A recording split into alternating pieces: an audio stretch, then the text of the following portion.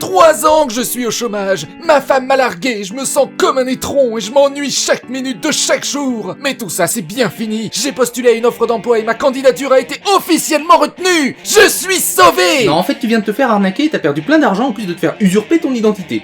Désolé, c'est pas ton jour, hein.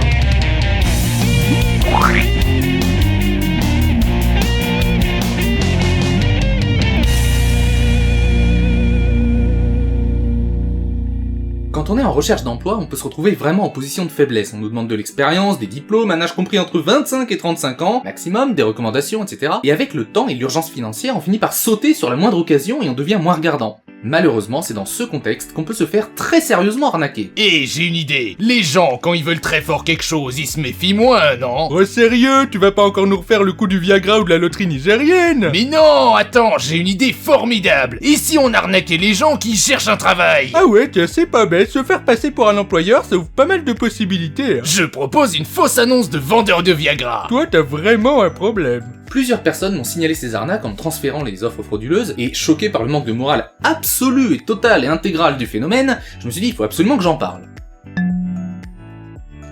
Une des techniques les plus anciennes et les plus répandues consiste à te proposer un super job de rêve pour lequel t'es plus ou moins embauché d'office, hein, la chance, t'as vu, c'est extraordinaire, sauf qu'on va te demander d'avancer des frais. Oh pas grand chose, hein, ça va être 100, 200, 300, 500, 2000 balles peut-être, je ne sais pas, pour payer des trucs comme la tenue réglementaire, l'ordinateur ou je sais pas quelle connerie. Exemple type. En effet, notre société Agricom ayant un partenariat avec Apple décide que tous les travailleurs de Agricom, ça c'est nous, doivent posséder un ordinateur portatif de marque Apple, plus précisément un MacBook. Si vous n'en avez pas, tenez-vous tranquille, Apple/Paris se chargera de vous le fournir. Le chef comptable actuel vous enverra peut-être un chèque de banque certifié d'une valeur de 1700 € que vous allez encaisser dans votre banque et vous enverrez 1700 € à notre fournisseur Apple de MacBook afin qu'il achète et vous envoie le reçu, car ce reçu d'achat doit porter votre nom. Et c'est formidable parce que t'avances des frais et puis... J'ai les sous.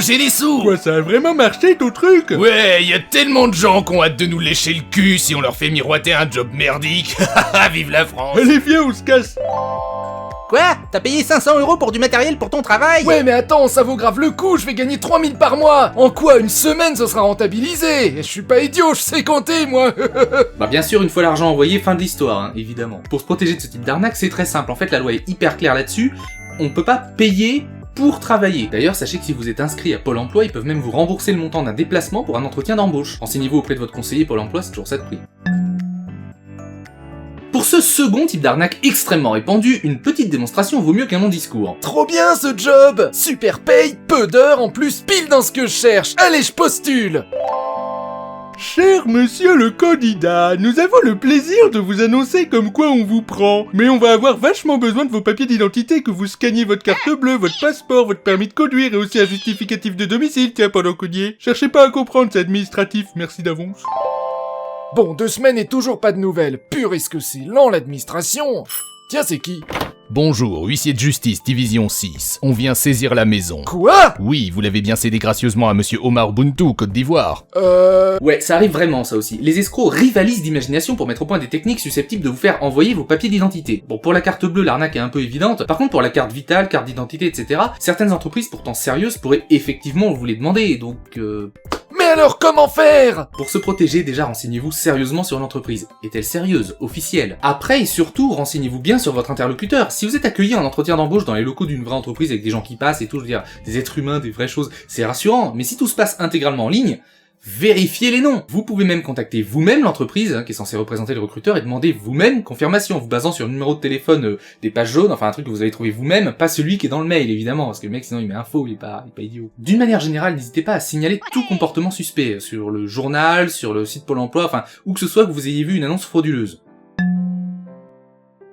Et le plus fort pour la fin, on peut sérieusement se faire arnaquer en recevant de l'argent. Et alors là, c'est plus... Je me suis fait aborder hier par mail par l'un des employeurs que j'avais contacté pendant ma recherche sur Indeed. Bon, mal tourné, faute d'orthographe, bref. On me propose une avance de paye pour me motiver, en échange de quoi un échange devra avoir lieu. Ayant des soucis avec le propriétaire de leur boutique, ils aimeraient me faire un virement de 1550 €, duquel je déduirai ma paye de la semaine, c'est-à-dire 350 balles. Le reste de l'argent devant bien évidemment être donné au propriétaire de leur boutique. Oula, bon, alors, vous encaissez de l'argent, comment peut-on vous en voler, me dites-vous. Bah en fait c'est assez simple, dès le moment où tu auras reversé une partie de la somme comme convenu au propriétaire de la boutique ou je sais quoi, ils vont faire opposition à leur chèque. Du coup tu auras perdu le montant du chèque, plus la somme que tu auras envoyée au soi-disant propriétaire. Simple, génial, extraordinaire, il fallait y penser. Bon, j'en rajoute, mais si ces gens-là se donnaient autant de mal pour trouver un boulot et être bons dans ce qu'ils font plutôt que de chercher des escroqueries comme ça, je suis sûr qu'ils y arriveraient en plus, parce que je pense qu'ils sont pas si bêtes, quoi. Alors la solution est simplissime, si on vous demande d'encaisser de l'argent qui n'est ni un salaire ni un défraiement, vous refusez et vous courez très vite. Évidemment, il y a beaucoup d'autres types d'arnaques, et je vais faire sans doute beaucoup d'autres vidéos, certaines étant même parfois pratiquées par des vraies boîtes, mais celles-ci sont les plus répandues. Et voilà pour les principaux exemples. Alors si vous en avez d'autres, n'hésitez pas à les partager en commentaire ou envoyer un mail, enfin bref, ça pourrait être utile de les partager, quoi. Morale de l'histoire, il faut toujours garder du recul et rester sur ses gardes. Et ne croyez pas que ça arrive qu'aux autres. Tout récemment, de nombreuses personnes ont fait les frais de ce type d'arnaque. Pôle emploi a notamment lancé une mise en garde pour informer contre ce type d'escroquerie, à l'échelle nationale je veux dire. En gros, ce qu'il faut retenir, c'est qu'il faut se méfier des offres qui sont trop belles, trop douteuses, trop mal orthographiées ou avec des conditions trop particulières. Pour poster une annonce, il faut utiliser un numéro d'identification d'entreprise sirène valide. Alors il y en a qu'un par entreprise en principe, donc vérifiez simplement via société.com que le sirène de l'annonce correspond bien aux sirènes de l'entreprise prétendu dans l'annonce. Bah oui, parce que c'est très facile de récupérer le sirène d'une société pour poster une annonce frauduleuse. Et surtout, vous pouvez dénoncer les offres abusives en les envoyant à médiateurnational@pôle-emploi.fr.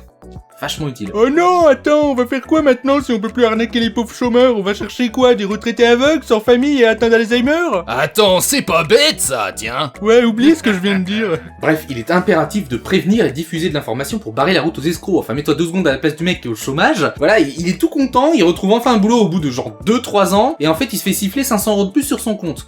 Bref, jetons-leur des tomates pourries parce que c'est franchement scandaleux d'essayer d'arnaquer des gens en position de faiblesse comme ça.